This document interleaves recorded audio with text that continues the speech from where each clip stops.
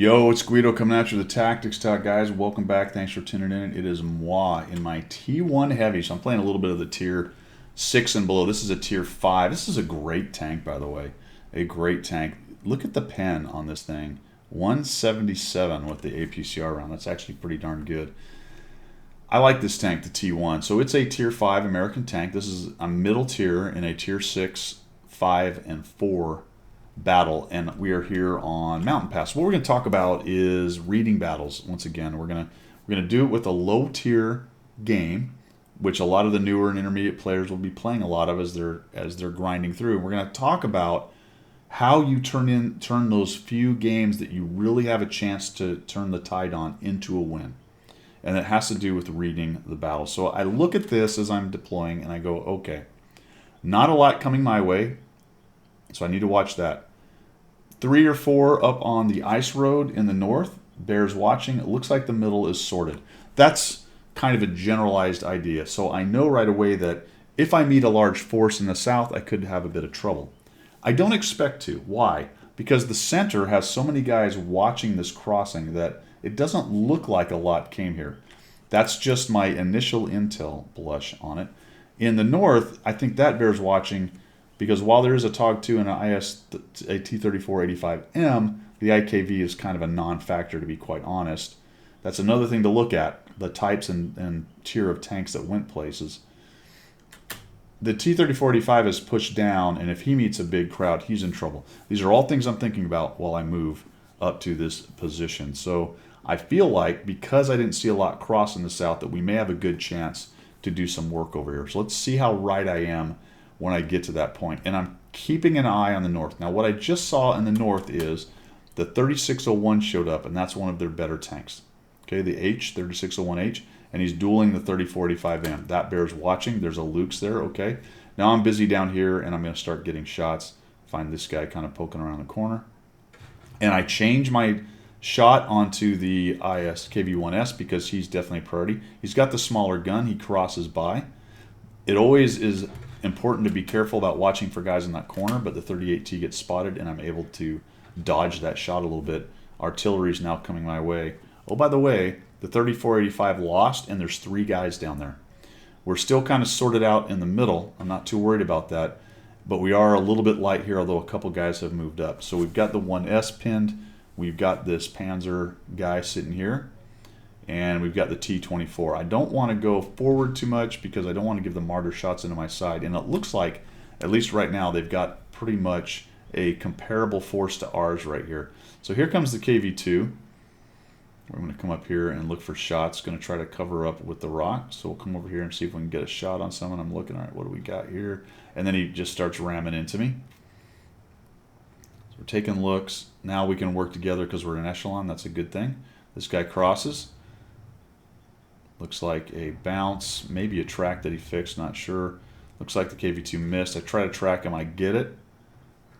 Oh, and he fixes it, and the second one I can't quite track, so it doesn't work out.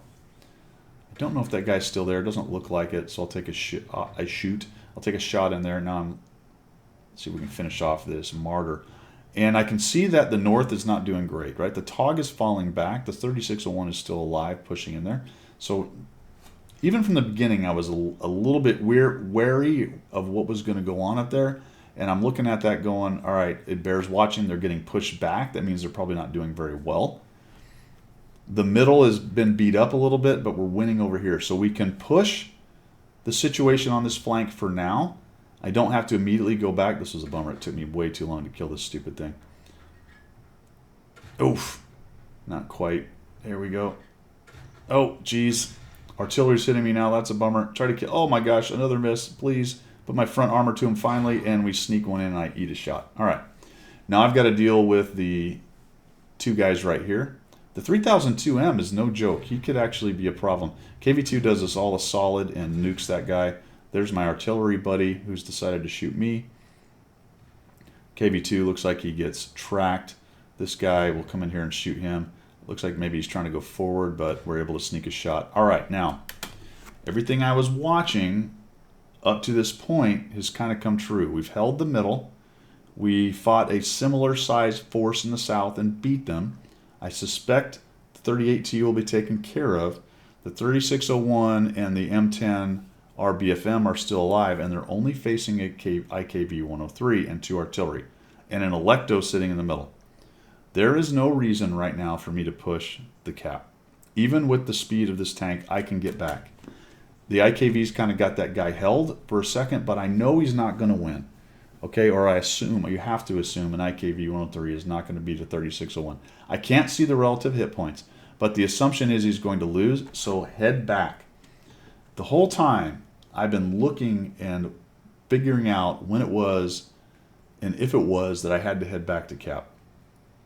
And in order to secure this win, this game is winnable still, I have to go back to cap. In fact, it would be much better if the KV2, Electo, and IKV were all coming with me. Whoever's still at the cap, at the enemy cap right now, doesn't matter in the game. And it is a Matilda and a couple artillery, right? A couple artillery and wherever that Matilda is. Potentially the Matilda is with these other two, and he's just slowly making his way. And look what's happened. They've beat the IKV. They actually killed the Electo, who looks like he went back there. I missed which way he went. I think he actually went back to try to help. And now they're on cap. And now it's me. I'm it. I'm the only guy that's going to be able to win this game. Why? Because I looked at it and analyzed what was going on, and I was always looking for a reason to have to go back, right? If we're winning on all flanks, I don't go back. If they've got it handled, looks like there's 3 of us and one of them, I don't go back. But what I certainly do not do is blindly continue towards their cap when my cap is threatened. Especially when it's threatened by 2 guys who are going to cap us out before we get any kind of capability to cap theirs. Right? We're winning 4-3, but we're losing because there's 2 guys on the cap, and they're going to beat us if something isn't done. Good news is I've got artillery backing me up a little bit, although I don't know if he has shots based on what happens here. I sneak one in, that hurts. Both these guys hit pretty hard, but I've got decent armor, not amazing, but decent. So I get 1 reset. There we go. Oh, and that sucks. I should out-reload this guy. There we go. I get 1 more. So I can get about 2 in for every one of his, and I have a little bit of trouble with the RBM. He's doing the same thing I'm doing, trying to keep hold down. Just sneak 1 in there. That one goes into the wall. Not a great shot. I'm just trying to expose as little as possible. And I don't see any artillery going in there. He must not have a shot. Looks like he's moving up, trying to find one. It's unfortunate. I think if he'd have kept going back into this area right here, he may have found himself with shots, but he's just too close.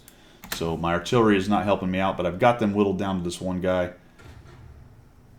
And I really need to, I'd like to kill him if I could. And it looks like he realizes he actually hits decently hard with 100 or so. We're about the same on the Alpha, but I get him down to the point where I can probably take a hit from him, and he cannot take a hit from me. And if I can sneak one without him seeing me, oh, and that sucked. He got that, but it was only a track. So I got to be careful here, see if I can sneak a shot. There we go. I do eat a shot from him.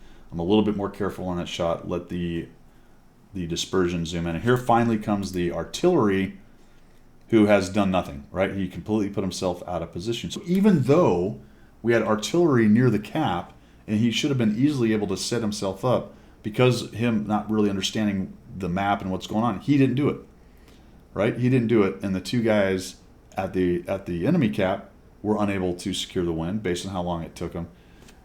It would have been really nice if the KV2 had come back with me and the IKV, because we could have absolutely annihilated these 2 and then moved on and destroyed the artillery at our leisure.